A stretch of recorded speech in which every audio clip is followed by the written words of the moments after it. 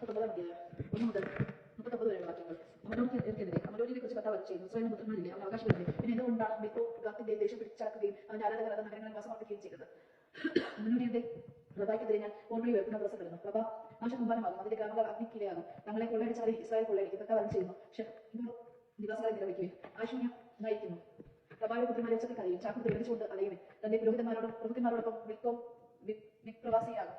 തന്റെ തനക്ക് വിശ്വാസം അർപ്പിച്ച് ആരും എനിക്കെതിരെ വരുന്നത് ജൽപ്പിച്ച അവിശ്വസ്തനായ പുത്രി, നിന്റെ താഴ്വരകളെ കുറിച്ച് നീ തന്നെ പുകഴ്ത്തുന്നതെന്തിന്?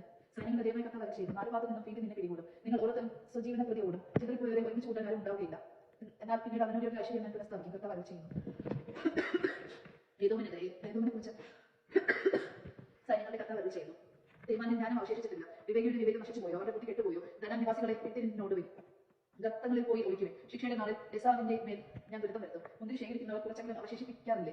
രാത്രിയിൽ വരുന്ന കള്ളന്മാർ തങ്ങൾക്ക് വേണ്ടതല്ലേ എടുക്കും. ഏസാവിനെ ഞാൻ ശൂന്യമാക്കി, അവന്റെ ഒരു സങ്കീർണം തുറന്നിട്ടു. അവൻ ഒളിച്ചിരിക്കാൻ കഴിയുകയില്ല. അവന്റെ മക്കളും സഹോദരനും അയൽക്കാരും നശിച്ചു. അവൻ ഇല്ലാതായി. നിന്റെ അനാഥരായ മക്കളെ എന്നെ ഏൽപ്പിക്കുക, ഞാൻ അവരെ സംരക്ഷിക്കും. നിന്റെ വിധവകൾ എന്നെ ആശ്രയിക്കട്ടെ. കർത്താവ് ചെയ്യുന്നു. അർഹിക്കാത്തവനെ പോലും പാനപാത്രത്തിൽ നിന്ന് കുടിപ്പിക്കുമെങ്കിൽ നിന്നെ വെറുതെ വിടുമോ? നീ ശിക്ഷിക്കപ്പെടാതിരിക്കുകയില്ല. നീ അത് കുടിച്ചേ തീരും. ഞാൻ ശബ്ദം ചെയ്യുന്നു. രാഷ്ട്രഭീകരവും അപഹാസ്യവും ശൂന്യവും ശാപഗ്രസ്തവുമാകും. അവരുടെ നഗരങ്ങൾ എന്നേക്കും ശൂന്യമായി കിടക്കും. കർത്താവിൽ നിന്ന് എനിക്കൊരു വാർത്ത ലഭിച്ചു. ജനതകളുടെ ഇടയിലേക്ക് ഒരു ദൂതൻ അയക്കപ്പെട്ടിരിക്കുന്നു. ഏതോമിനെതിരെ ഒരുമിച്ച് കൂടുവിൻ, സന്നദ്ധരാകുവിൻ.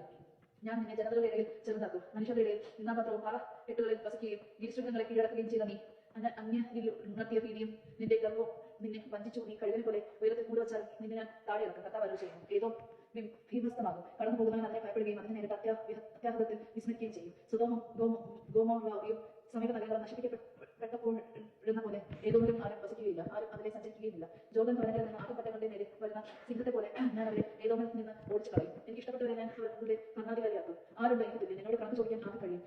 ഏത് ഇടയൻ എന്റെ മുമ്പിൽ നിൽക്കും? ഏതോമിനും തേമാനും എതിരായുള്ള കർത്താവിന്റെ നിശ്ചയങ്ങൾ കേട്ടുകൊള്ളും. അചരണത്തിന്റെ മുന്നോടികൾ പോലും വലിച്ചിരക്കപ്പെടും. അവയ്ക്കുള്ള ശിക്ഷകൾ കണ്ട് അലകൾ സംതീതമാകും. അവ വീഴുന്ന ശബ്ദം കേട്ട് ഭൂമി വിളയ്ക്കും. അവയുടെ നിലവിളി ചിന്തകൾ വരെ എത്തും. ഒരുവൻ കഴുകനെ പോലെ ഉയർന്ന് അതിവേഗം പറക്കും. അത് ബോസ്രാസിക്കെതിരെ ചിറക് വിടർത്തും. അന്ന് ഏതോമിലെ വീരന്മാർ ഊട്ടിനോടെടുത്ത് സ്ത്രീകളെ പോലെ വേദനിക്കും. ഡമാസ്കസിനെ കുറിച്ച് ഹമാത്തും പരിഭ്രാന്തികരാകുന്നു. അവർക്ക് ദുഃഖവാർത്ത ലഭിച്ചിരിക്കുന്നു. അവർ ഭയം നടത്തുന്നു. അടങ്ങാത്ത കടൽ പോലെ അവർ പ്രക്ഷുബ്ധരായിരിക്കുന്നു. ദമാസ്കസ് ദുർബലരായി. അവൾ ഓടാൻ ശ്രമിച്ചു, എന്നാൽ സംഭവം അവളെ തടഞ്ഞു നിർത്തി. പ്രസവവേദന അനുഭവിക്കുന്ന സ്ത്രീ എന്നപോലെ വേദനയും വിഷമവും അവളെ കീഴടക്കി. ആഹാരത്തിന്റെ നഗരം, പ്രസ്ഥാനവരുടെ നഗരം ഇന്ന് ഉപേക്ഷിക്കപ്പെടുന്നു. സൈന്യങ്ങളുടെ കർത്താവ് ചെയ്യുന്നു. അന്ന് അവളുടെ യുവാക്കൾ പൊതുസ്ഥലങ്ങളിൽ വീഴും. അവളുടെ യോദ്ധാക്കൾ നശിപ്പിക്കപ്പെടും. ദമാസ്കസിന്റെ കോട്ടകൾക്ക് ഞാൻ തീ കൊടുത്തു. അത് ബൻഹദാദിന്റെ ദുർഗങ്ങളെ വീഴുന്നു. കേദാറിന് ഹസോറിനും എതിരെ. കേദാറിനെയും ബാബിലോൺ രാജാവായ നബൂഖദ്നേസർ നശിപ്പിച്ച ഹസോറിന്റെ രാജ്യങ്ങളെ കുറിച്ച് കർത്താവ് ചെയ്യുന്നു. എഴുന്നേറ്റ് കേദാറിനെതിരെ നീങ്ങുക, അവരെ നശിപ്പിക്കുക. അവരുടെ കൂടാരങ്ങളും തിരശീലകളും ആടുമാടുകളും വസ്തുവകകളും കൊള്ളയടിക്കുക. അവരുടെ ഒട്ടകങ്ങളെ പിടിച്ചെടുക്കുക. അവരോട് വിളിച്ചു പറയുക, എങ്ങും ഭീകരത. ഹസോർ നിവാസികളെ ദൂരത്തേക്ക് പാലായനം ചെയ്യുക, ഗർത്തങ്ങളിൽ ഒളിക്കുക. കർത്താവ് അരുൾ ചെയ്യുന്നു. നിങ്ങളെ നശിപ്പിക്കാൻ ബാബിലോൺ രാജാവ് നബൂഖദ്നേസർ നിങ്ങൾക്കെതിരെ വരുന്നു. എഴുന്നേൽക്കുക, വാതിലുകളും ഓടാമ്പലുകളും ഇല്ലാതെ നിർവിഷങ്ങളും സ്വതന്ത്രമായി ജീവിക്കുന്ന ജനതയ്ക്കെതിരെ നീങ്ങുക. അവരുടെ ഒട്ടകങ്ങളെയും ആടുമാടുകളെയും കൊള്ളയടിക്കുക. ചെന്നി മുണ്ടനം ചെയ്തവരെ ഞാൻ കാറ്റിൽ പറത്തും. ഞാൻ വശത്തു നിന്നും അവർക്ക് ദുരിതം വരുത്തും. കർത്താവ് അരുൾ ചെയ്യുന്നു. ഹാസോർ കുറുനരികളുടെ സംഗീതവും ശാശ്വതശൂന്യവുമായി തീരും. ആരും അവിടെ വസിക്കുകയില്ല, യാത്രക്കിടയും തങ്ങുകയുമില്ല. ഏലോമിനെതിരെ യൂദരാജാവായ സെദെക്കിയായുടെ ഭരണത്തിന്റെ ആരംഭകാലത്ത് ഏലോമിനെ കുറിച്ച് ജെറമ്യായ്ക്ക് ലഭിച്ച കർത്താവിന്റെ അരുളപ്പാട്. സൈന്യങ്ങളുടെ കർത്താവ് അരുൾ ചെയ്യുന്നു. എല്ലാമിന്റെ വില്ല് ഞാൻ ഒടിക്കും. അതാണ് അവരുടെ ശിക്ഷ, അതാണ് അവരുടെ ശക്തി. ഞാൻ എല്ലാമിന്റെ വിഗന്ധങ്ങളിൽ നിന്ന് കാറ്റുകളെ അയക്കും. അവർ 4 പാഠം ചെയ്തു. എല്ലാദാമിൽ നിന്ന് ഓടിപ്പോകുന്നവർ അഭയം തേടാത്ത ഒരു രാജ്യം ഉണ്ടായിരിക്കുകയില്ല. വേട്ടയാടുന്ന ശത്രുക്കളുടെ മുമ്പിൽ സംവീതരാകാൻ ഞാൻ അവർക്ക് ഇടവരുത്തും. എന്റെ ഉഗ്ര കോപത്തിൽ ഞാൻ അവർക്ക് അനർത്ഥം വരുത്തും. അവരെ ഉന്മൂലനം ചെയ്യുന്നവരെ വാൾ അവരെ പിന്തുടരും.